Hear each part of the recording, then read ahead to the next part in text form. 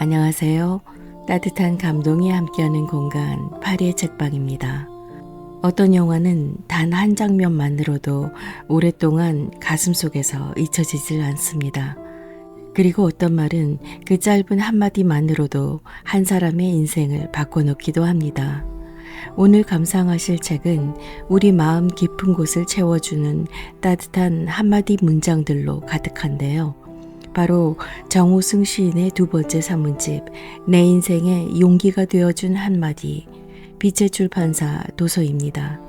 제가 얼마 전에 올렸던 영상 정우승 시인의 내 인생의 힘이 되어준 한마디를 여러분들이 너무나 사랑해 주셔서 오늘 그 후속 영상으로 한번 준비해 봤습니다. 전작 영상만큼이나 이번 영상도 여러분께 의미 있고 감동적인 시간을 선사했으면 하는 바람입니다. 책 속에서 정우승 시인은 말합니다. 절망은 희망의 다른 이름이다. 절망의 강을 건너야 비로소 희망이 보인다고요. 작가의 이야기 속에는 수많은 실패와 외로움, 기다림과 슬픔이 녹아 있습니다. 그러나 그 안에는 어떤 절망도 이겨내는 희망의 뿌리가 조용히 자라고 있습니다. 작가는 순탄치 않았던 인생의 모퉁이마다 만난 한마디의 말들을 시작 노트에 차곡차곡 적어 놓았고 결코 특별하지 않은 말들로도 아주 특별한 울림을 만들어내는 것 같습니다. 삶의 가치를 잃고 허우적거릴 때 깊은 절망과 마주한 우리에게 필요한 것은 짧지만 깊은 여운을 남기는 위로와 지혜의 한마디일지도 모릅니다. 어쩌면 우리 모두는 그 말 한마디가 필요했던 건 아닐까요? 누구도 쉽게 해주지 않았던, 그러나 단 한 번만 들려주었으면 했던 그 진심 어린 말 한마디 말이죠. 삶은 끊임없는 질문의 연속이고 정우승 시인의 문장들은 그 질문들에 대한 다정한 대답이 아닐까 싶습니다. 정우승님의 글은 너무나 따뜻하고 편안해서요. 개인적인 느낌으로 이 책을 표현하자면 마치 배 아파하는 아이에게 어머니가 정성 들여 끓여주시는 부드러운 죽 한 그릇 같기도 합니다. 참 잊을 수 없는 따뜻함이죠. 오늘 책이 전하는 한마디 말들이 바로 여러분의 이야기가 되기를 바라보면서요. 오늘은 시인이 전하는 무려 76가지의 이야기들 중에 몇 편을 골라 들려드릴 텐데요. 구독, 좋아요, 소중한 댓글은 좋은 영상을 만들어 나가는데 큰 도움이 되니까 잊지 마시고 꼭 기억해 주세요. 자, 그럼 지금부터 저와 함께 이야기 속으로 들어가 보실까요? 새들은 바람이 가장 강하게 부는 날 집을 짓는다. 우연히 텔레비전에서 까치 부부가 집을 짓기 위해 부단히 노력하는 장면을 보게 되었습니다. 까치 부부는 도심의 가로수 윗동에다 집을 짓기 위해 끊임없이 나뭇가지를 부리로 물어다 날랐습니다. 겨울에 사람들이 나무의 윗동을 마치 새총처럼 잘라버려 까치 부부가 물어온 나뭇가지는 얼키설키 엮이지 못하고 계속 떨어지기만 했습니다. 받침대 역할을 하는 가지 하나 남아있지 않아 집에 기초공사를 할 수 없는데도 거의 한 달 동안이나 거리에 떨어진 나뭇가지를 물어다 날랐습니다. 까치들은 집의 위치를 기억하고 있어 사람들이 집을 없애버려도 원래 있었던 그곳에다 다시 지으려고 노력한다고 합니다. 그 노력이 얼마나 눈물겨운지 그것을 지켜보는 제 마음은 참으로 미안하고 아팠습니다. 그때 문득 봄이 오면 왜 꽃샘 바람이 꼭 불어오는지, 나뭇가지가 왜 바람에 잔잔하게 부러져 거리에 나뒹구는지 그 까닭을 알 수 있었습니다. 그것은 까치와 같은 작은 새들로 하여금 집을 지을 때 그런 나뭇가지로 지으라고 그런 것입니다. 만일 꽃샘 바람이 불어오지 않고 나뭇가지 하나 부러지지 않는다면 새들이 무엇으로 집을 지을 수 있겠습니까? 또 떨어진 나뭇가지가 마냥 크고 굵기만 하다면 새들이 그 연약한 부리로 어떻게 나뭇가지를 옮길 수 있겠습니까? 새들은 바람이 가장 강하게 부는 날 집을 짓습니다. 강한 바람에도 견딜 수 있는 튼튼한 집을 짓기 위해서입니다. 태풍이 불어와도 나뭇가지가 꺾였으면 꺾였지 새들의 집이 부서지지 않는 것은 바로 그런 까닭입니다. 그런데 바람이 강하게 부는 날 집을 지으려면 새들이 얼마나 힘들겠습니까? 바람이 고요히 그치기를 기다려 집을 지으면 집 짓기가 훨씬 더 수월할 것입니다. 나뭇가지를 물어오는 일도 부리로 흙을 이기는 일도 훨씬 쉬울 것입니다. 그러나 그 결과는 좋지 않을 것입니다.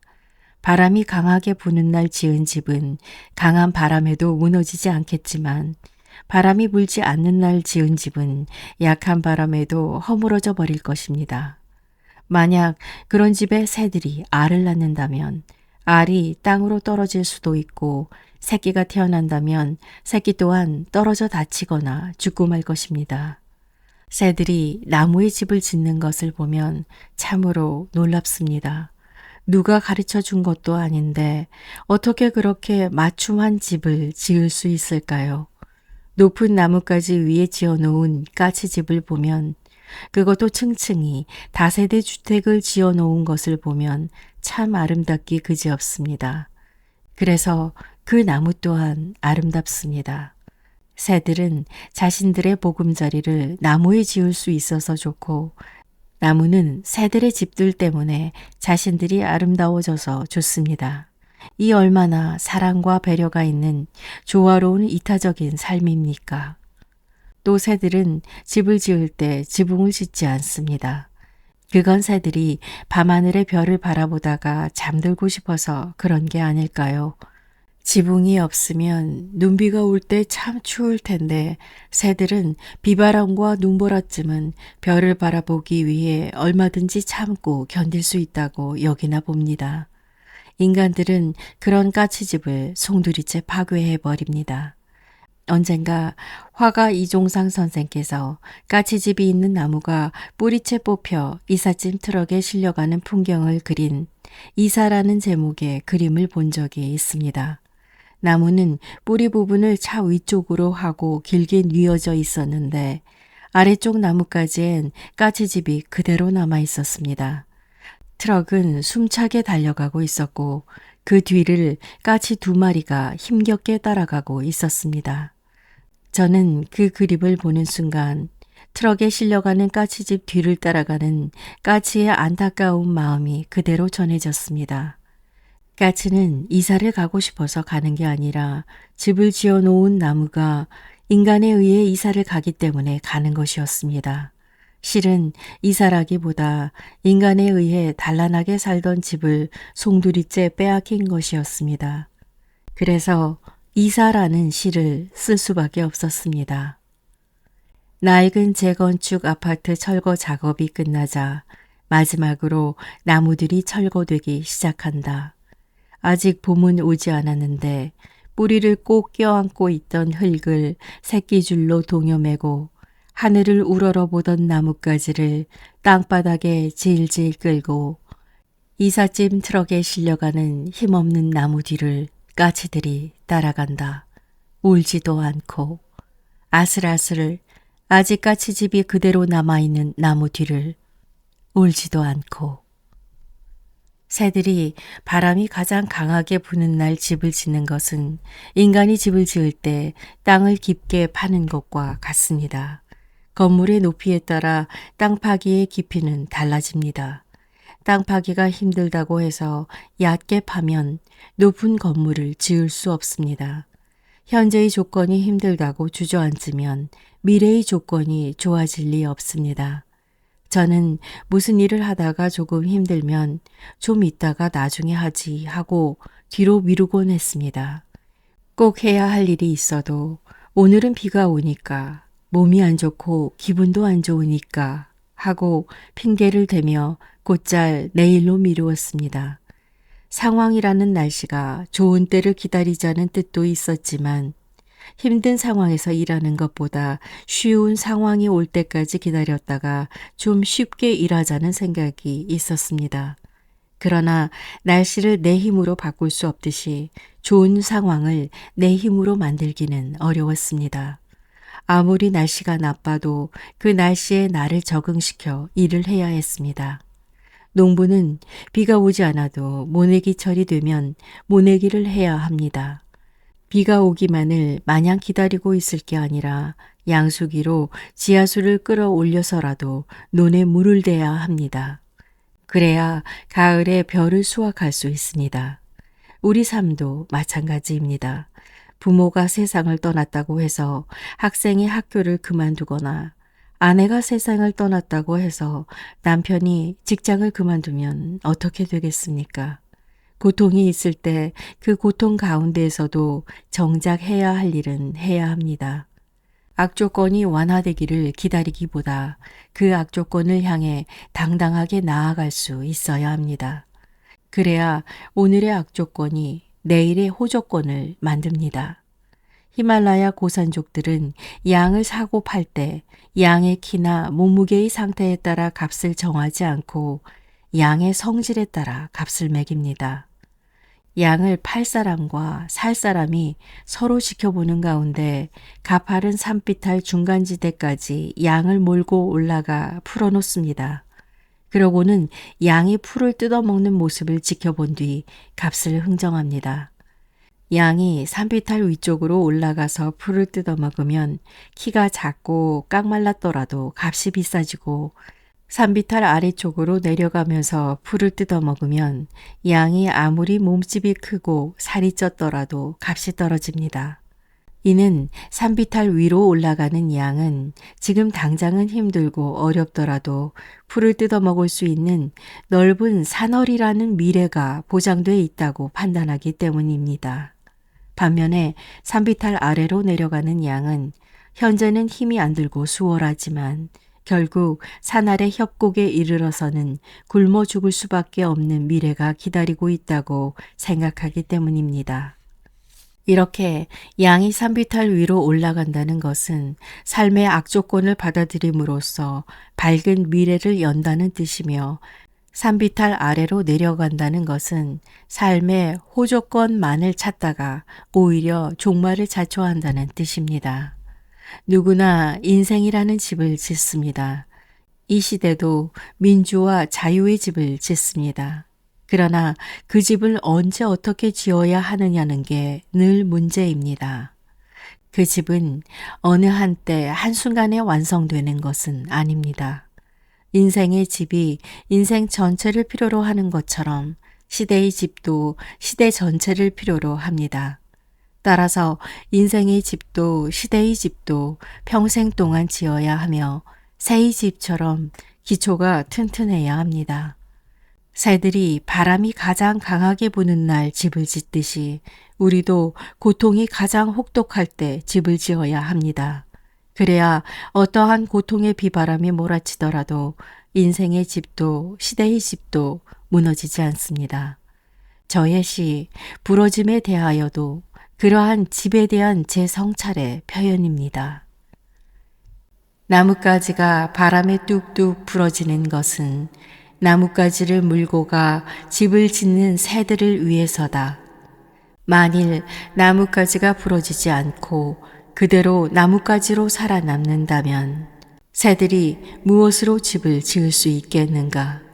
만일 내가 부러지지 않고 계속 살아남기만을 원한다면 누가 나를 사랑할 수 있겠는가?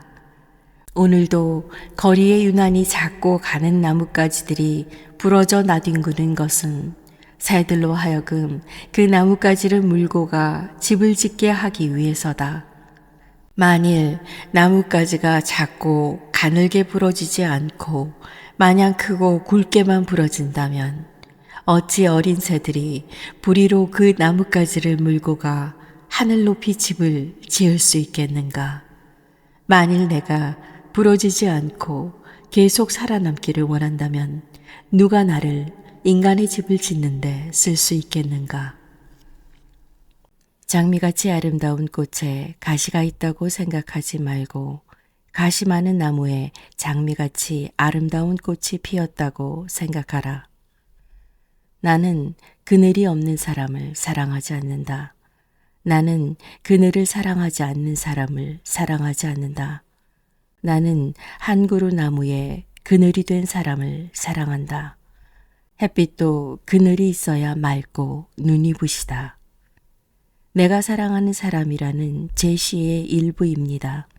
이 시는 중학교 3학년 국정 국어 교과서에 실려 있었고 지금은 검인정 국어 교과서에 실려 있습니다. 수업 시간에 선생님께서 아이들에게 이 시를 바탕으로 모방시를 한번 써보라고 하셨나 봅니다. 모방시를 쓰는 것도 시를 공부하는 좋은 방법 중에 하나이니까요. 그런데 한 학생이 자기가 쓴 모방시를 인터넷에 올린 것을 우연히 검색하게 되었습니다. 그 내용은 이렇습니다. 나는 돈이 없는 사람을 사랑하지 않는다. 나는 돈을 사랑하지 않는 사람을 사랑하지 않는다. 나는 한 다발 지폐를 헤아리는 사람을 사랑한다. 햇빛도 돈이 있어야 맑고 눈이 부시다. 저는 이 모방시를 읽는 순간 어린 중학생이 내 시를 훼손시켰구나 하는 생각이 들어 화부터 났습니다. 요즘 인터넷에 올라오는 시는 네티즌들의 무성의와 부주의로 원문이 훼손되거나 파괴되는 경우가 대부분이기 때문입니다. 그러나 그 중학생이 제 삶을 성찰할 수 있는 기회를 제공하기 위해 그런 모방시를 쓴 것이라고 생각을 바꾸어 보았습니다. 사회에 나가 돈을 벌어야 하는 한 가정의 책임자라는 이유로 시인으로서의 삶을 살면서도 그동안 물질에 너무 경도된 삶을 살아온 게 아닌가, 그 점을 좀 반성해라. 그런 깊은 뜻이 숨어 있다고 생각하니까 그 모방시가 아주 소중하게 여겨졌습니다. 그래서 그 모방시를 인쇄해서 지금도 책상 서랍 깊이 간직하고 있습니다. 물질에 대한 욕심이 나면 가끔 그걸 꺼내 읽어보면서 저 자신을 다스립니다.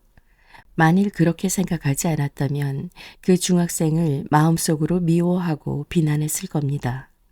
그러나 지금은 제 삶을 성찰하게 해준 그 중학생에게 오히려 감사한 생각이 듭니다. 이는 장미같이 아름다운 꽃에 가시가 있다고 생각하지 않고 이토록 가시 많은 나무에 장미같이 아름다운 꽃이 피었다고 생각한 결과입니다. 장미 한 송이를 보고 어떤 이는 장미꽃에 왜 하필이면 가시가 있는가 하고 불평하지만 또 어떤 이는 가시나무에 장미꽃이 다 피다니 정말 아름다운 일이다 라고 생각할 수 있습니다. 장미같이 아름다운 꽃에 가시가 있다고 생각하면 그 가시가 원망스럽습니다. 가시가 없다면 저 꽃이 더 아름다울 텐데 하는 생각을 하게 되면 가시가 증오의 존재가 됩니다. 그러나 가시 많은 나무에 장미같이 아름다운 꽃이 피었다고 생각하면 장미가 더 아름답게 느껴지고 감사의 존재가 됩니다. 아름다운 장미가 가시를 가졌다고 슬퍼하는 마음이 가시가 장미를 가졌다고 감탄하는 마음으로 바뀔 수 있습니다. 장미에게 가시는 본질입니다. 장미에게 가시가 없다면 장미는 자신의 본질을 잃는 것입니다. 따라서 가시 없는 장미는 없습니다. 장미는 가시가 있기 때문에 아름답습니다. 저는 장미의 향기가 꽃에서 나는 게 아니라 가시에서 난다고 생각합니다. 가시라는 고통에서 나는 장미 향기가 진정 아름다운 향기라고 생각합니다. 1온스의 장미 향수를 얻기 위해서는 1톤의 장미가 필요하다고 하는데 가시에 찔리지 않고서는 장미를 모을 수 없습니다. 그래서 장미 향수는 꽃에서 나는 아름다움의 향이라기보다 가시에서 나는 고통의 향입니다. 이 세상에서 가장 향미로운 장미 향수는 발칸 산맥의 장미에서 나온다고 합니다. 향수 생산 업체에서 장미를 채취하는 시간은 가장 춥고 어두운 시간인 자정부터 새벽 2시 사이라고 하는데 이는 장미가 가장 향기로운 향을 뿜어내는 시간이 바로 한밤중이기 때문입니다. 이 또한 참고 견디기 어려운 고통의 시간에 가장 아름다운 향이 뿜어진다는 것을 반증합니다. 장미뿐만이 아닙니다. 적박한 땅에 뿌리를 내리는 아카시아는 살아남으려고 가시를 먼저 틔웁니다. 그러다가 오랜 세월 동안 등치가 굵어지면서 가시 없이도 생존할 수 있게 되면 그때서야 꽃을 피우고 꿀을 생산합니다. 아카시아 꽃 향기가 멀리 날아가는 까닭은 그렇게 가시라는 인고의 세월을 거쳐 피어나기 때문입니다. 어디 아카시아뿐인가요? 선인장도 가장 굵은 가시에서 꽃이 피고 찔레꽃도 마찬가지입니다. 꽃이 피기 전에 가시 때문에 구박받는 찔레도 꽃이 피면 그 향기가 얼마나 은은합니까? 찔레꽃 향기가 향기로운 것 또한 찔레 가시 때문입니다. 그래서 가수 장사익 씨는 찔레꽃 향기는 너무 슬퍼요 라고 노래하는지 모릅니다. 인생의 향기도 이와 같이 극심한 고통 중에서 뿜어져 나옵니다. 그래서 고통 없는 인생은 없습니다. 가지와 줄기가 뒤틀렸다고 해서 꽃마저 아름답지 않은 나무는 없습니다. 절망과 고통을 지나며 홀로 베개에 눈물을 적셔본 자만이 별빛이 아름답다는 것을 알게 됩니다. 내 인생에 왜 이렇게 고통이 많나 라고 생각하기보다 고통 많은 내 인생에도 이런 기쁨이 있구나 라고 생각한다면 누구의 인생이든 달라집니다. 척추 장애로 키가 134cm인 편물기술자이자 국제사회복지사인 김혜영 씨의 경우가 그렇습니다. 그녀가 쓴 책 청춘아 가슴 뛰는 일을 찾아라에는 고통스러웠던 그녀의 삶의 역경이 고스란히 드러나 있습니다. 그녀는 태어나자마자 딸이라고 화가 난 만취 상태의 아버지에 의해 방바닥에 내던져져 척추를 다쳤습니다. 그래서 키가 제대로 자라지 않아 초등학교를 끝으로 학교를 더 다닐 수 없었습니다. 고물상을 하던 아버지는 힘든 삶을 견디지 못하고 끝내 자살하고 어머니는 정신질환자가 되어 그녀는 겨우 14살 때 엄마 대신 동생 넷을 키우기 위해 남의 집 식모살이를 하지 않으면 안 되었습니다. 그러나 그녀는 스스로 직업훈련원에 들어가 편물 기술을 배워 전국 기능대회를 휩쓸었으며 1985년 세계 장애인 기능 경기대회에서는 기계 편물 부문 1위를 차지했습니다. 그 후 아프리카 극빈국인 보츠와나 직업학교 굿호프의 교장이 되어 14년 동안이나 아이들에게 기술을 가르쳤습니다. 그리고 미국 나약대학을 거쳐 2009년에는 컬럼비아대 국제사회복지대학원에서 석사 학위를 받고 지금은 세계를 무대로 가난한 이들에게 편물 기술을 가르치는 국제사회복지사로 일하고 있습니다. 그녀의 스승인 컬럼비아대 모이라 커튼 교수는 그녀는 장애를 부정적인 방식으로 정의하지 않고 오히려 많은 사람들에게 공감을 불러일으키는 의미 있는 인생으로 창조해냈다고 말합니다. 이 얼마나 가시 많은 인생입니까? 그러나 그녀는 그 많은 인생의 가시마다 아름다운 긍정의 꽃을 피웠습니다. 그녀는 세상은 내게 좌절을 보냈지만 나는 희망을 찾고 싶었다. 내게 견딜 만한 고통이 있다는 것은 축복이었다고 말합니다. 사람들은 나의 작은 키를 치명적인 약점이라고 생각하지만 나는 작은 키가 강점이었다고 말합니다. 행복한 것은 그냥 지나가지만 아픔과 상처는 그 자리에 남아 반짝반짝 빛을 낸다. 나는 다이아몬드처럼 빛나는 그 상처와 아픔의 힘으로 계속 살아가고 있다고 말합니다. 고통은 고통이 아니라 수용하느냐 마느냐의 자기 선택에서 생겨난 갈등뿐이라는 사실을 확인시켜주는 말들이 아닐 수 없습니다.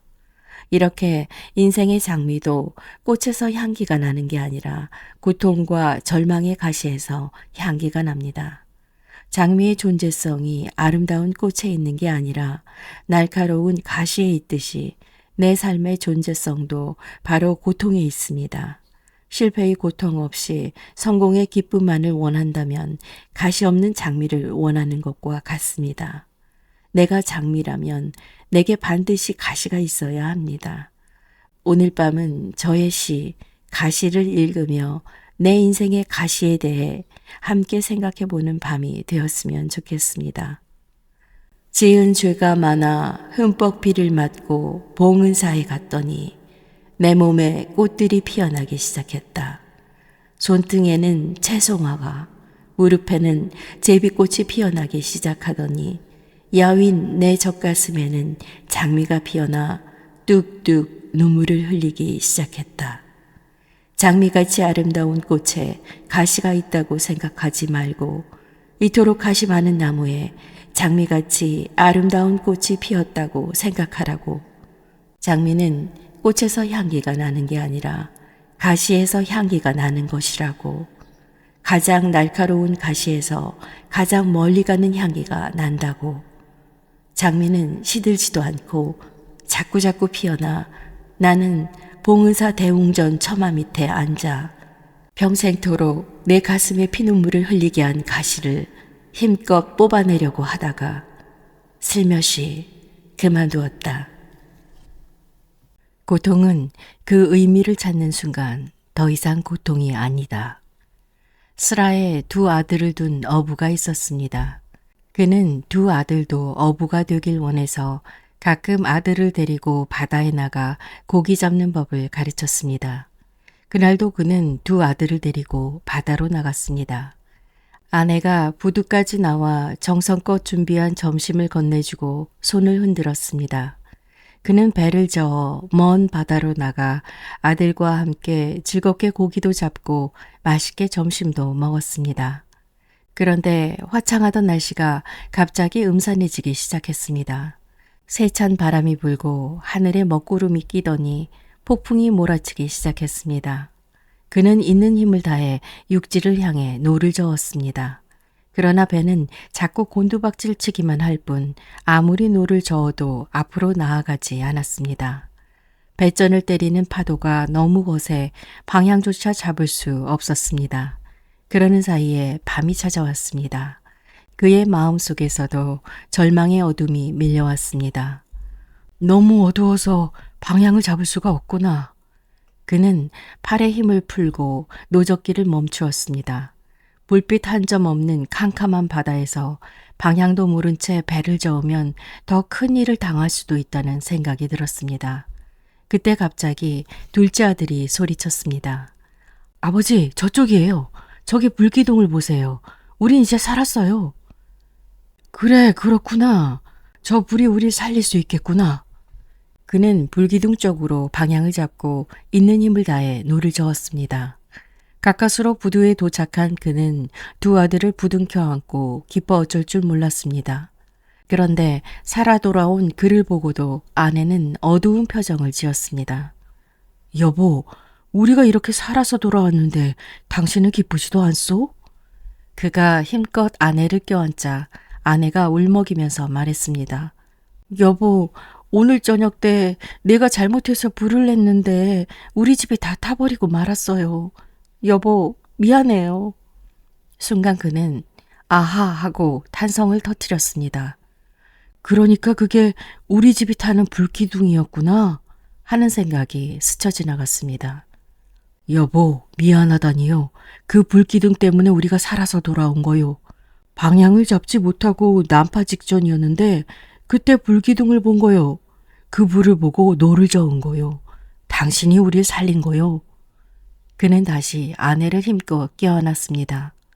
노르웨이 어느 어부의 이야기입니다. 똑같은 불기둥이었지만 한쪽에서는 집이 불타는 재앙의 불기둥이었고 다른 한쪽에서는 죽음의 바다를 헤치고 나올 수 있는 생명의 불기둥이었습니다.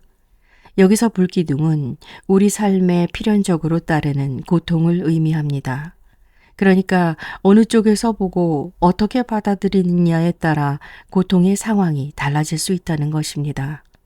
만일 당신의 삶에 거대한 고통의 불기둥이 치솟아 오른다면 당신은 그 불기둥을 어떠한 불기둥으로 만들고 싶은지요?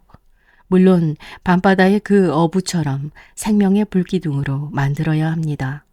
내 마음속에는 그런 고통을 견디는 강한 힘이 숨어 있습니다. 파괴와 죽음의 불기둥을 회생과 생명의 불기둥으로 만드는 힘이 있습니다. 그런데 지레 겁먹고 너나 없이 고통 앞에 쓰러져 버립니다. 고통은 동일하나 고통을 당하는 사람은 동일하지 않습니다. 똑같은 고통을 당해도 어떤 사람은 절망에 빠지고 어떤 사람은 희망을 바라봅니다. 그것은 마치 똑같은 미풍이 불어오지만 썩은 쓰레기 더미는 역한 냄새를 풍기고 이제 막 꽃대가 올라온 춘나는 은은한 향기를 풍기는 것과 같습니다. 저는 맑고 시원한 바람이 불어오는데도 더러운 냄새를 풍기는 쓰레기 더미와 같은 존재가 되고 싶지 않았습니다.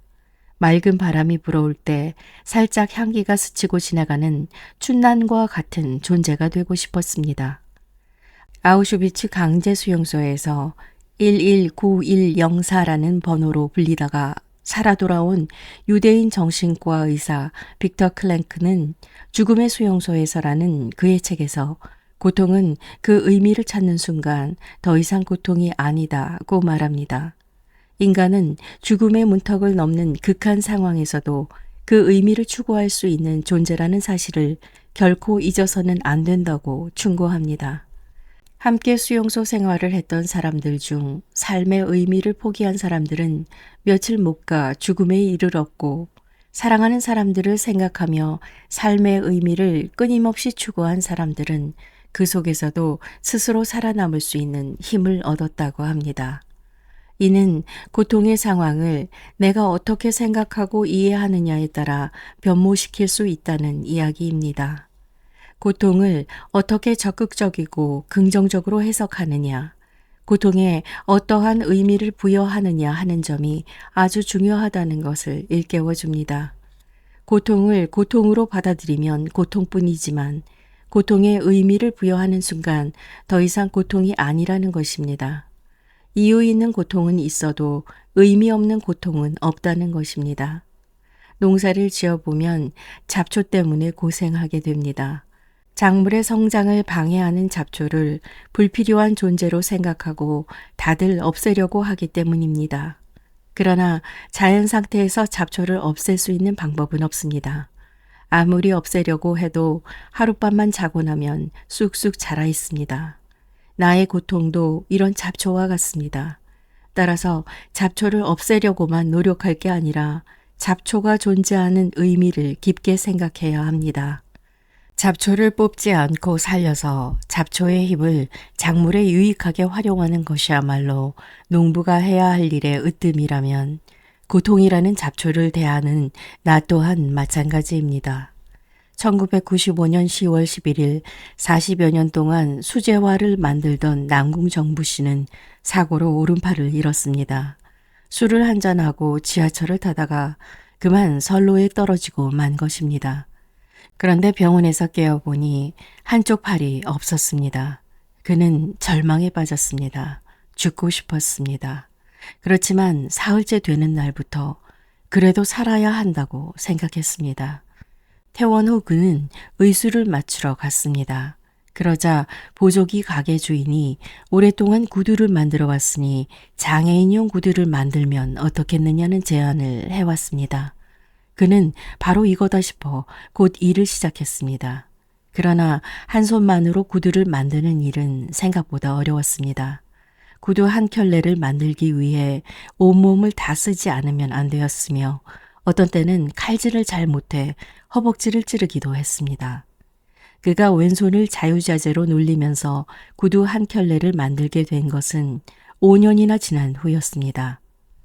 꿈꾸는 구두 5만 켤레라는 책에서 그는 내가 만들어준 신발을 신고 40년 동안 앉아만 있다가 처음 걷게 되었다는 사람, 맞는 신발이 없어 붕대를 감고 다니다가 처음으로 자기 발에 꼭 맞는 신발을 갖게 되었다는 사람을 보면서 내가 누군가에게 꼭 필요한 사람이라는 것을 알게 돼 무척 기쁘다고 말합니다. 만일 그에게 불행한 사고가 없었다면 그의 말대로 그는 그저 예쁜 구두를 만드는 사람이었을 것입니다. 그렇지만 그는 지금 희망이라는 구두를 만드는 사람이 되었습니다. 이 또한 불행이라는 고통을 부정적으로 생각하지 않고 긍정적으로 생각한 결과입니다. 오른팔이 없는 게 아니라 오른팔 빼고는 다 있다. 내가 필요한 사람이라는 것을 깨닫게 하기 위해 오른팔이 사라졌다고 생각함으로써 그는 장애인용 구두를 5만 켤레나 만드는 꿈을 이룰 수 있었습니다. 이렇게 고통도 선택적입니다. 선택은 항상 나의 몫입니다. 내가 직면한 삶의 고통스러운 사건 앞에서 내가 어떤 태도를 취할 것인가 하는 것은 오직 나 자신에게 달려 있습니다. 같은 감방에 갇힌 두 사람이 창너머를 바라볼 때 한 사람은 흙탕물이 고인 바닥을 보고 다른 한 사람은 밤하늘의 별을 바라볼 수 있습니다. 고통에 대한 선택의 기준은 내 밖에 있는 것이 아니라 내 안에 있습니다. 저도 고통에 의해 많이 넘어졌습니다. 그렇지만 넘어져도 일어나려고 노력했습니다. 고려시대 때 보조국사인 진울 스님은 땅에서 넘어진 자 땅을 짚고 일어나라고 했습니다만 저는 넘어져도 꼭 물 위에 넘어져 물을 짚고 일어나야만 했습니다. 그래서 땅을 짚고 일어나는 사람이 오히려 부러웠습니다.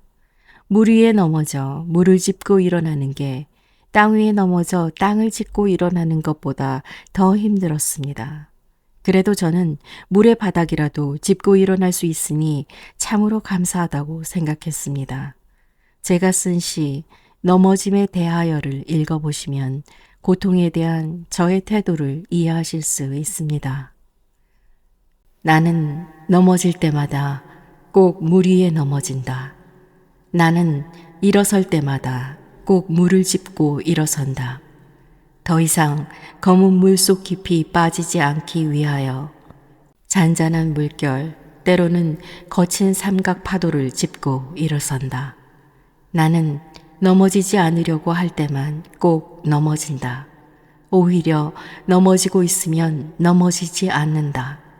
넘어져도 좋다고 생각하면 넘어지지 않고 천천히 제비꽃이 핀 강둑을 걸어간다.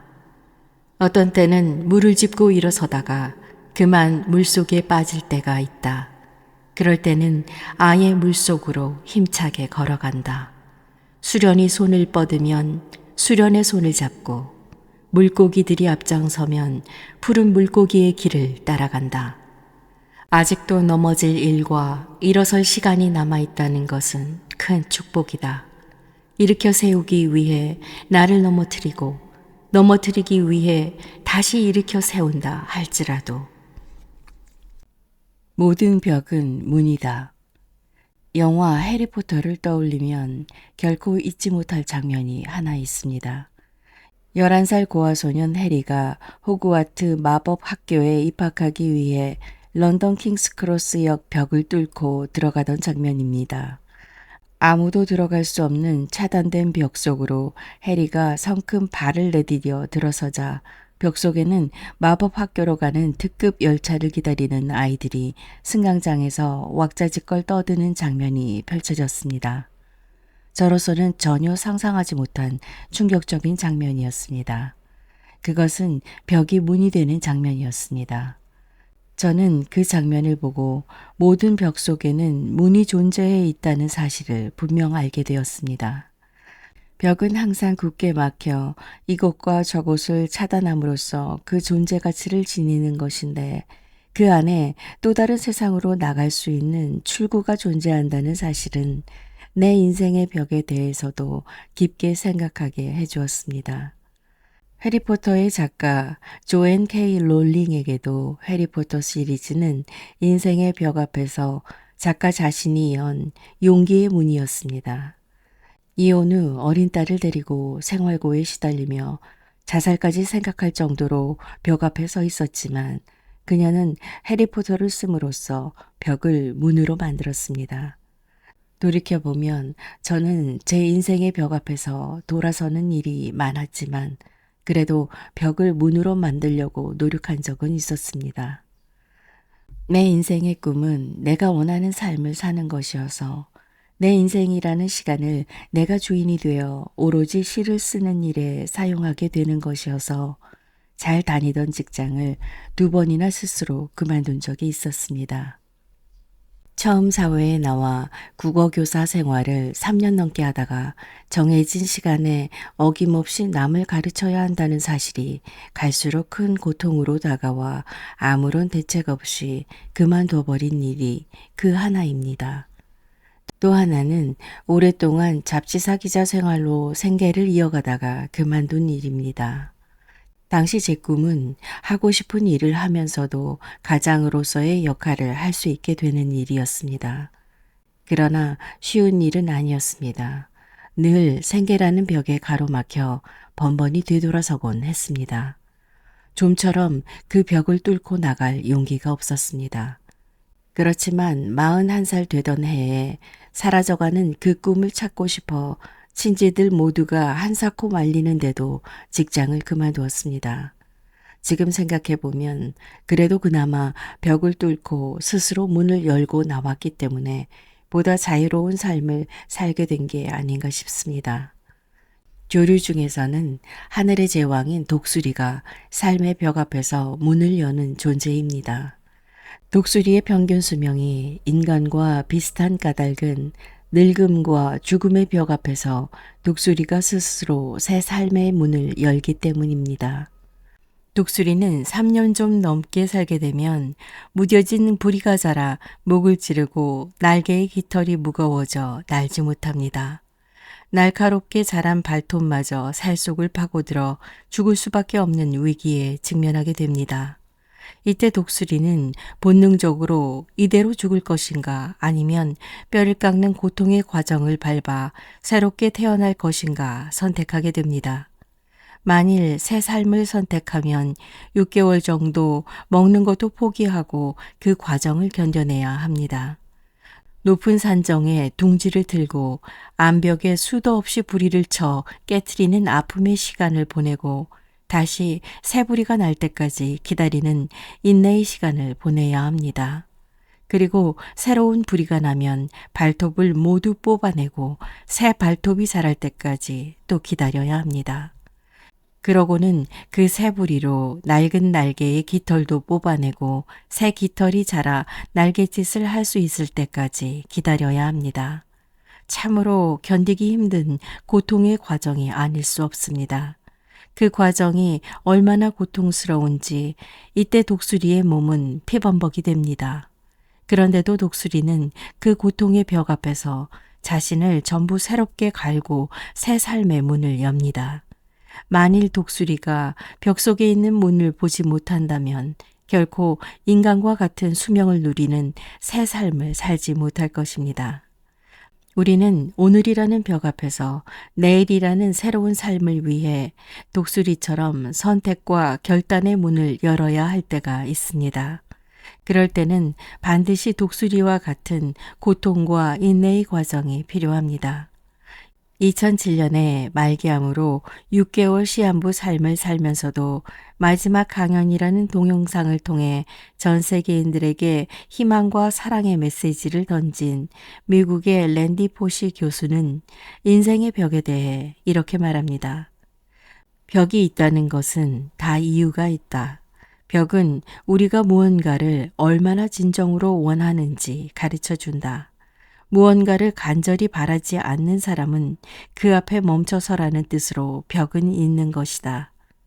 이 말은 결국 인생의 벽을 절망의 벽으로만 생각하면 그 벽 속에 있는 희망의 문을 발견할 수 없다는 말입니다. 벽을 벽으로만 보면 문은 보이지 않습니다. 가능한 일을 불가능하다고 생각하면 결국 벽이 보이고 불가능한 일을 가능하다고 보면 결국 문이 보입니다. 벽 속에 있는 문을 보는 눈만 있으면 누구의 벽이든 문이 될 수 있습니다. 그 문이 굳이 클 필요는 없습니다.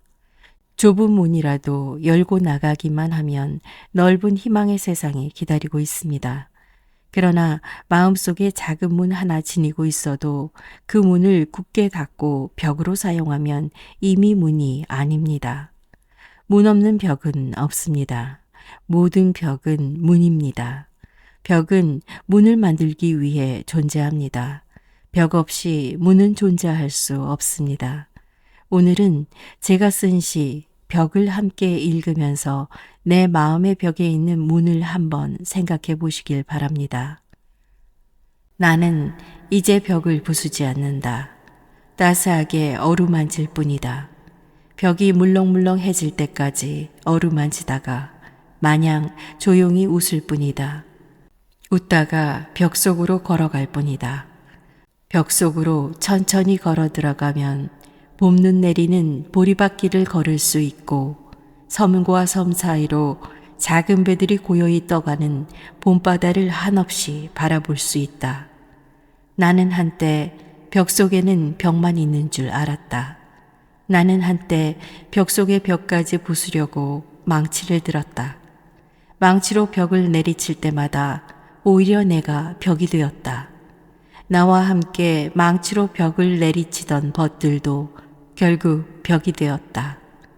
부술수록 더욱 부서지지 않는, 무너뜨릴수록 더욱 무너지지 않는 벽은 결국 벽으로 만들어진 벽이었다. 나는 이제 벽을 무너뜨리지 않는다. 벽을 타고 오르는 꽃이 될 뿐이다. 내리칠수록 벽이 되던 주먹을 펴 따스하게 벽을 쓰다듬을 뿐이다. 벽이 빵이 될 때까지 쓰다듬다가 물 한 잔에 빵 한 조각을 먹을 뿐이다. 그 빵을 들고 거리에 나가 배고픈 이들에게 하나씩 나눠줄 뿐이다.